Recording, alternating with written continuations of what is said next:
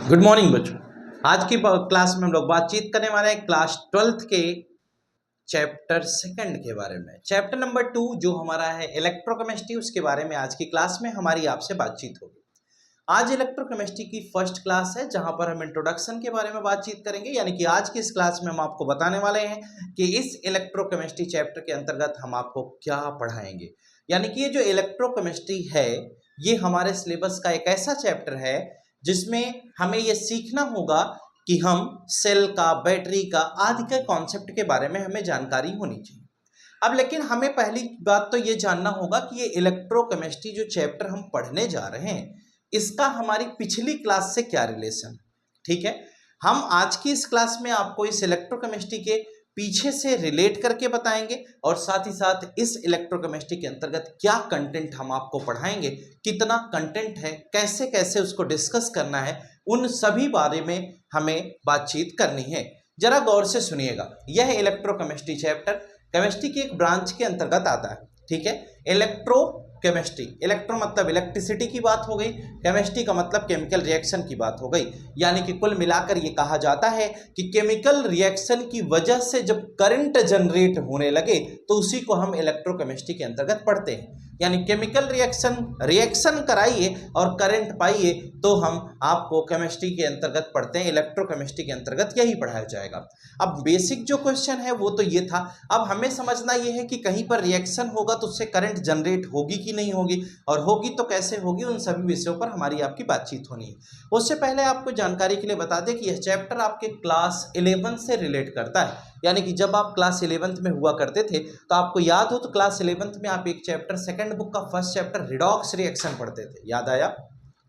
जो second book का first chapter आपने रिडॉक्स रिएक्शन पढ़ा था उसी रिडॉक्स रिएक्शन का ही यह पार्ट है। यानी अगर आपको याद हो तो रिडॉक्स रिएक्शन में आपने सबसे पहले इंट्रोडक्शन की बात की, यानी कि जहां पर आप ऑक्सीडेशन, रिडक्शन और रिडॉक्स के एग्जाम्पल के साथ पूरा एक्सप्लेनेशन करने के बाद फिर आप पहुंच गए थे बैलेंसिंग ऑफ रिडॉक्स रिएक्शन में, जहां पर ऑक्सीडेशन नंबर मेथड और हाफ रिएक्शन मेथड के बेसिस पर आपने बैलेंसिंग को अंजाम दिया। बैलेंसिंग जैसे ही खत्म हुई बेटा उसके जस्ट बाद 2 पेज और थे, है ना, जहां पर गैल्वेनिक सेल यानी कि डैनियल सेल का कॉन्सेप्ट आपको बताया गया था। यानी डैनियल सेल का कॉन्सेप्ट जेटा पोटेंशियल के बारे में, जेटा पोटेंशियल नहीं, गैल्वेनिक सेल के बारे में आपको बताया गया, डैनियल सेल के बारे में बताया गया है आपको, सॉल्ट ब्रिज का कॉन्सेप्ट दिया गया, रिडॉक्स कपल के बारे में बताया गया। वो 2 पेज बड़े ही इंपॉर्टेंट थे जो कि बैलेंसिंग के जस्ट बाद दिए गए थे।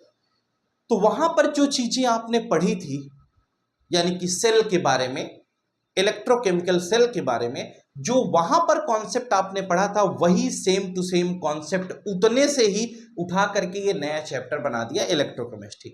बहुत ही अच्छा, बहुत ही इंपॉर्टेंट चैप्टर है, आपके सिलेबस में सबसे ज्यादा नंबर का चैप्टर भी है। यह एक ऐसा चैप्टर है इलेक्ट्रोकेमिस्ट्री जो बोर्ड एग्जाम में 9 नंबर का आने वाला है। बाकी इसके अलावा जो चैप्टर है वो 7 नंबर, 8 नंबर, 6 नंबर के, यही एक ऐसा चैप्टर है जो 9 नंबर में आएगा एग्जाम में, और इसका फिक्स क्वेश्चन होता है कि वो क्वेश्चन क्या बनेंगे, कहां से क्वेश्चंस पूछे जाएंगे। अब आपके दिमाग में एक छोटा सा सवाल ये चलता है कि सर इस चैप्टर में थ्योरेटिकल पोर्शन है या न्यूमेरिकल पोर्शन है।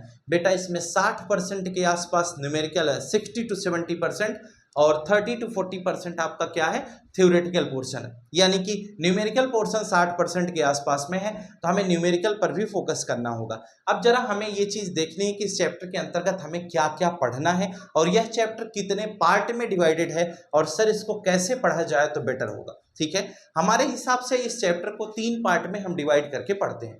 हम तीनों पार्ट को एक एक करके आपको समझा देते हैं, जरा गौर करिए। अगर इस चैप्टर को हम डिवाइड करने की बात करें तो इस चैप्टर को हम 3 पार्ट में कैसे डिवाइड करेंगे और कैसे पढ़ेंगे, जरा इसी पर गौर कर लेते हैं और हम आपको समझाते हैं, बताते हैं। जरा देखिएगा, हम अगर इस चैप्टर को डिवाइड करने की बात करें, जो चैप्टर आप पढ़ रहे हो यानी कि ये हमारा चैप्टर 2 है ना, ये चैप्टर 2 हो गया। इस चैप्टर को अगर हम डिवाइड करें बेटा तो हम 3 पार्ट में इसको खुद से डिवाइड कर देते हैं, और तीनों पार्ट को जो डिवीजन हम आपको दिखा रहे हैं इस डिवीजन के बेसिस पे पढ़ेंगे तो आपको बहुत ही आसानी होगी और आसानी से चैप्टर समझ में भी आ जाएगा। अब जरा गौर करिएगा कि इसको आसानी से समझने के लिए सबसे पहला पार्ट ये जो बना, इस सबसे पहले पार्ट में हम क्या करते हैं कि सेल के बारे में हम पढ़ते हैं, यानी कि Daniell cell, galvanic cell, voltaic cell, ये जो कॉन्सेप्ट है इसके बारे में हमें पढ़ाया जाता है। यानी कि ये जो पार्ट है इसके अंतर्गत हम डैनियल, गैल्वेनिक, वोल्टेइक, ये जो है किसमें क्या डिफरेंस है, क्या क्या चीज़ें पाई जाती हैं और कौन सी सेल सेम है, इन सभी चीज़ों के बारे में हम पढ़ते हैं। अब ये हो सकता है तीनों के कॉन्सेप्ट में क्या डिफरेंस है, हो सकता है दो सेम ही हो, तो हम उसके बारे में पूरा का पूरा डिस्कशन आपसे इसके अंतर्गत करेंगे। और उसके साथ साथ हम इसके अंतर्गत जब चौथे पॉइंट पर पढ़ते हैं तो हम इसमें पढ़ते हैं ई नॉट सेल के बारे में। ई नॉट सेल का मतलब हम पढ़ते हैं स्टैंडर्ड इलेक्ट्रोड पोटेंशियल। फिर हम बेटा पढ़ते हैं ई सेल के बारे में, यानी कि नस्ट इक्वेशन के बारे में पढ़ते हैं, यानी ईएमएफ ऑफ द सेल के बारे में पढ़ते हैं। फिर उसके बाद हम पढ़ते हैं केसी। केसी का मतलब इक्विलिब्रियम कांस्टेंट कैसे निकालेंगे। फिर हम पढ़ेंगे डेल्टा जी, यानी कि गिब्स एनर्जी कैसे फाइंड आउट करेंगे। यहाँ पर ये जो पोर्शन आपको दिख रहा है, यहाँ से एक 5 नंबर या 3 नंबर का क्वेश्चन फिक्स होता है, एग्जाम में पूछे जाने की संभावनाएं रहती हैं। यानी कि आपको नस्ट इक्वेशन आपको सबसे पहले आना चाहिए। नस्ट इक्वेशन या ई नॉट सेल, ई सेल, केसी और डेल्टा जी, इन सबको मिलाकर के एक 5 नंबर का क्वेश्चन बनता है। यानी इलेक्ट्रोड पोटेंशियल क्या होता है, हम सारी चीज एक एक करके पढ़ाएंगे। अभी आपको केवल टॉपिक को क्लासिफाई कर रहा हूं कि कितने टॉपिक हैं हमारे यहाँ जो हमें पढ़ना है। तो ये तो एक कॉन्सेप्ट की बात हो गई। दूसरा जो पार्ट इसका बनता है यहाँ पर, ये फर्स्ट पार्ट हो गया, ये सेकंड पार्ट चैप्टर का हो गया और ये हमारा थर्ड पार्ट चैप्टर का हो गया। सेकंड पार्ट के अंतर्गत बेटा हमें पढ़ना होता है कंडक्शन के बारे में। कंडक्शन क्या होता है, कंडक्टिविटी क्या होती है, ठीक है। कंडक्टिविटी सेल किसे कहते हैं, ठीक है, कंडक्टिविटी सेल, कंडक्शन। फिर उसके बाद हम पढ़ते हैं क्लोरोस लॉ के बारे में, molar conductivity, limiting molar conductivity, limiting molar conductivity. आपने कंडक्शन पढ़ा था, उसको डिफाइन करेंगे। तो इलेक्ट्रॉनिक कंडक्टेंस के बारे में पढ़ते हैं, यानी टाइप्स ऑफ कंडक्टेंस के बारे में पढ़ते हैं। इलेक्ट्रॉनिक कंडक्टेंस क्या होता है और मेटेलिक कंडक्टेंस क्या होता है, इसके बारे में हम पढ़ेंगे।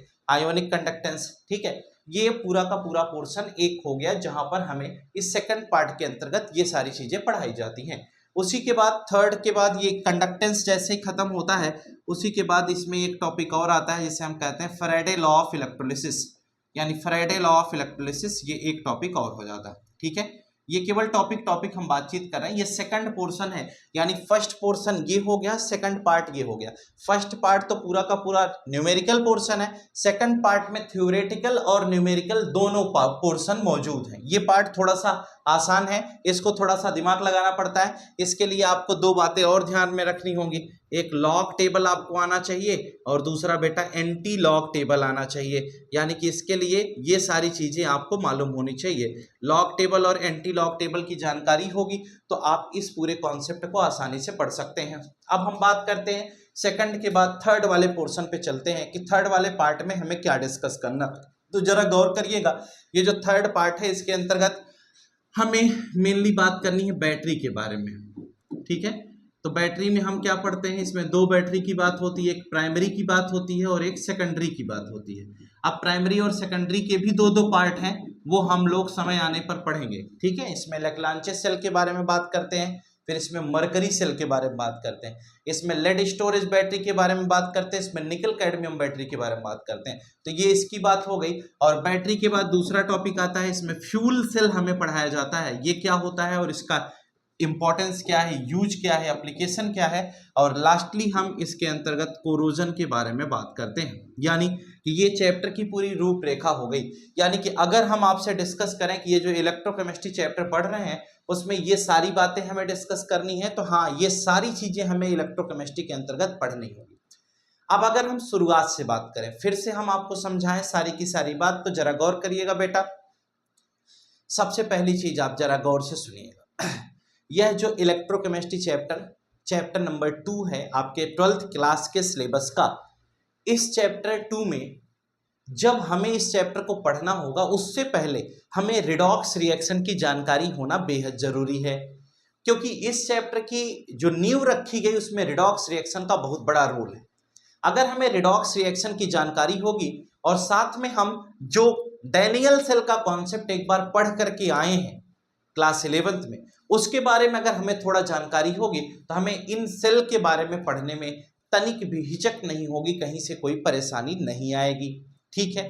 उसके बाद जब हम आगे बढ़ेंगे तो हम क्या करते हैं, हम सेल के अंतर्गत हम बात करते हैं कि अगर हमें किसी इलेक्ट्रोड का पोटेंशियल निकालना हो तो हम कैसे निकालेंगे, सेल पोटेंशियल निकालना हो तो हम कैसे निकालेंगे, सेल का ईएमएफ निकालना हो तो हम कैसे निकालेंगे, स्टैंडर्ड ईएमएफ निकालना हो तो कैसे निकालेंगे, सेल के अंतर्गत अगर हमें केसी की वैल्यू निकालनी है, केसी का मतलब हो गया इक्विलिब्रियम कांस्टेंट फाइंड आउट करना है तो हम कैसे निकालेंगे, उस किसी सेल का हमें गिब्स एनर्जी निकालना हो तो कैसे निकालेंगे, स्टैंडर्ड गिब्स एनर्जी निकालना हो तो कैसे निकालेंगे, उसके लिए क्या फॉर्मूला है। ये पूरा का पूरा पोर्शन फर्स्ट पार्ट में आपको पढ़ाया जाता है, जो कि बहुत ही इंपॉर्टेंट है। यहां से ई सेल को हम नस्ट इक्वेशन के अंतर्गत पढ़ते हैं और यहां से एक बड़ा प्यारा सा सवाल आता है जो ये 4th, 5th, 6th और 7th पॉइंट को कवर करके रखता है और वो क्वेश्चन जब भी एग्जाम में आता है तो 5 नंबर का आता है। हर साल इसके आने की संभावनाएं हैं, इसलिए आपको इस पर फोकस करके रखना चाहिए। मुझे जहां तक लगता है कि यह क्वेश्चन आज तक कभी ऐसा नहीं हुआ जब ना पूछा गया हो।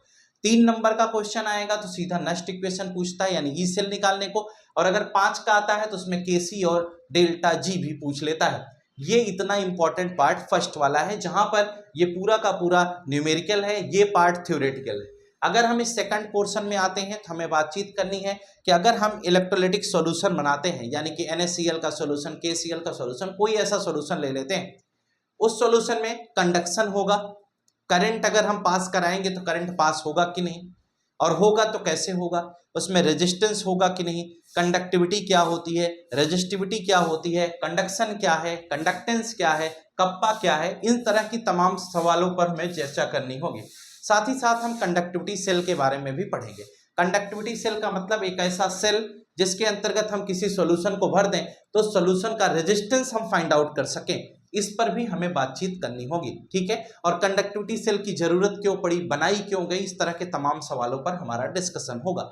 साथ ही साथ हम कंडक्टेंस के टाइप्स के बारे में बात करेंगे, जहां पर हम मेटेलिक कंडक्टेंस के बारे में बात करेंगे, आयोनिक कंडक्टेंस के बारे में बात करेंगे और उसके अदर नेम्स के बारे में भी हमें बातचीत करनी है।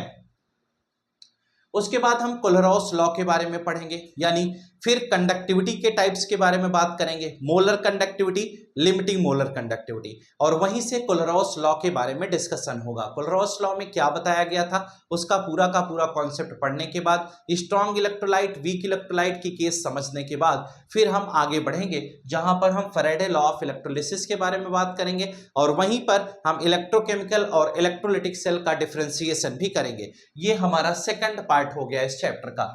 थर्ड पार्ट जो बैटरी आपको लिखा गया है, इस थर्ड पार्ट के अंतर्गत हमें क्या डिस्कस करना है उसके बारे में भी हम आपको बता रहे हैं। यानी कि जो थर्ड पार्ट बैटरी दिया गया है, इसमें जो प्राइमरी बैटरी और सेकेंडरी बैटरी की बातचीत की गई है, इसके बारे में भी हमें डिस्कस करना है। और साथ ही साथ इस प्राइमरी बैटरी और सेकेंडरी बैटरी के बारे में कंप्लीट डिस्कशन करेंगे और उसके टाइप्स के बारे में भी पढ़ेंगे।